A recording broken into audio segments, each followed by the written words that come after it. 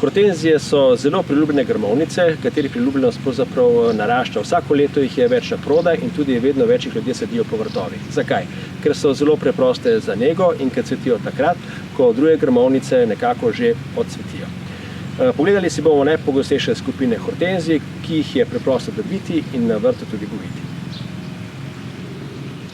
Pri nas najbolj pogoste so kmečke hortenzije. Imajo velike mesnate liste in pa cvetove v takih glavah. Ljudje se ponavadi pritožujejo, da je njihova preveč rožnata ali preveč modra.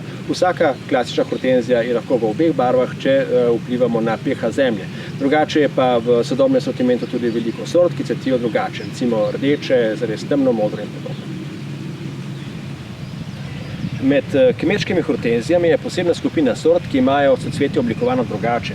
Namreč veliki cvetovi so samo naokoli v obliki čipke okrog enotnega krožnička. Zato jim pravimo tudi pečaste hortenzije. Hrastolista hortenzija je dobila ime po tem, ker njeni listi po obliki spominjajo na liste hrasta. Je edina med hortenzijami, ki se jeseni lepo obarva. Običajno cveti poleti belo, kakšen cvet pa tudi zamudi in se razcveti še zgodnje jeseni. Za visoko poletje so najlepše lataste hortenzije, ki cvetijo v osnovni različici snežno-belo. Bolj ko se bliža jesen, bolj pa običajno cvetovi dobivajo druge odtenke, recimo vijoličaste ali rdečkaste.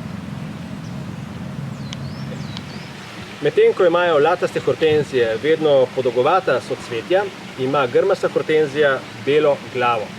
Torej, ime je malo nesrečno, ker so vse hortenzije grmi, toda grmasta se tudi imenuje grmasta. Njena glavna oblika je velika odpornost proti mrazu po zimi.